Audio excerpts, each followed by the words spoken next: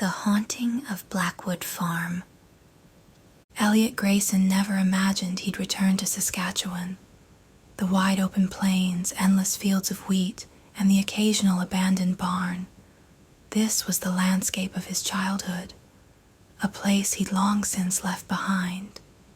But when his uncle, Walter Grayson, passed away suddenly, Elliot found himself the sole inheritor of Blackwood Farm, a property rumored to be cursed. The locals in the nearby town of Red Willow spoke of the farm in hushed tones. Stories of whispers in the fields, shadows moving in the night, and cattle found mutilated had circulated for decades. Elliot dismissed it all as rural superstition until he arrived at the farm himself. Blackwood Farm stood on a vast stretch of land, isolated from the world. The farmhouse was an aging Victorian structure, its paint peeling, shutters hanging loose, and an old weather vane creaking in the wind. The barn loomed behind it, larger than Elliot remembered. Its massive doors closed tight as if trying to keep something locked inside. As he stepped inside the house, the air grew thick.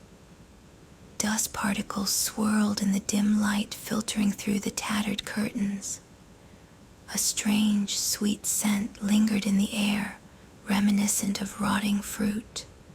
His uncle's death had been unexplained. He was found in the barn, his face twisted in terror, but with no visible wounds.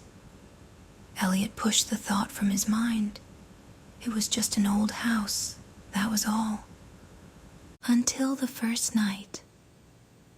Elliot spent the day unpacking and cleaning. By dusk, exhaustion had set in, and he collapsed onto his uncle's old bed.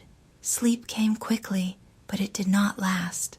A sound woke him, a rustling in the fields outside. He sat up, heart pounding. The wind? Maybe. But the sound was too rhythmic, too purposeful.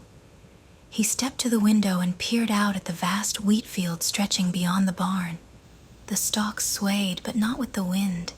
They moved in unison, as if something unseen were brushing against them. Then came the whispering, a low guttural murmur, like voices carried on the wind.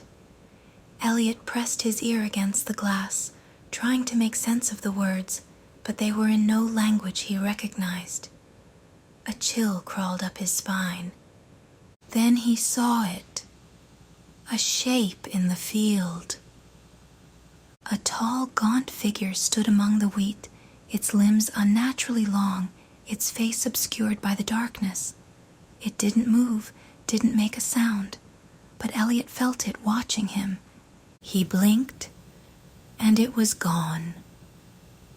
The next morning he found something carved into the wooden fence near the barn. Strange, looping symbols burned deep into the wood. He ran his fingers over them, feeling the roughness of the charred edges. Had someone been here? A prank? A warning? He tried to shake it off, but as the days passed, the whispers in the fields grew louder, and the figure came closer. Elliot finally gathered the courage to enter the barn. It was here that his uncle had been found dead, though no one could explain how. The heavy wooden doors groaned as he pushed them open.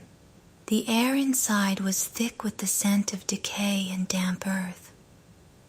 The interior was worse than he expected.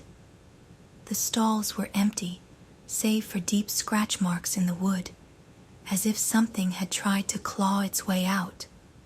In the center of the barn lay a massive old trapdoor, the iron handle rusted with time.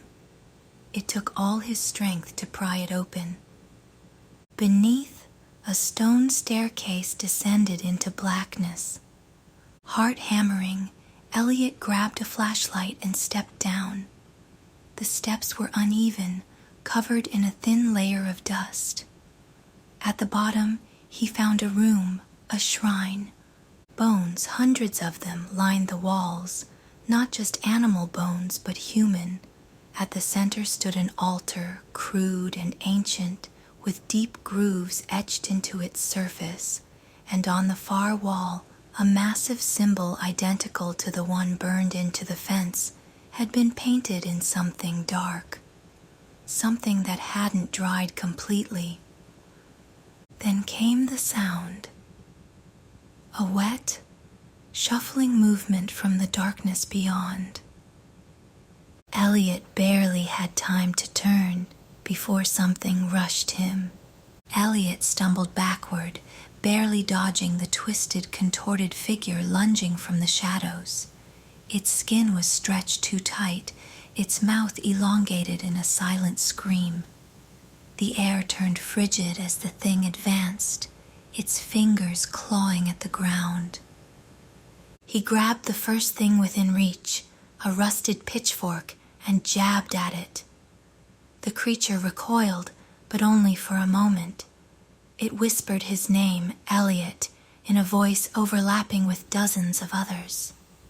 He turned and ran, scrambling up the stairs, slamming the trapdoor shut, but the whispering did not stop. The barn shook, the rafters groaning under the weight of something moving above. Elliot knew one thing. He had to leave. Now. As he ran from the barn, the field surged with shadowy figures, rising from the wheat. They had been waiting. Elliot's truck barely started as he peeled away from Blackwood Farm.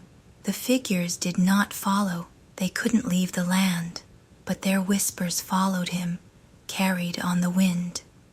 Later in town, he met an old historian who told him the farm's dark history. The Grayson family had been cursed generations ago, the land an ancient burial site for something far older than the settlers. Walter had tried to break the curse, but it had consumed him. Elliot had barely escaped. But as he looked at his reflection in the truck's rearview mirror, he saw something standing behind him in the back seat. The farm wasn't done with him yet.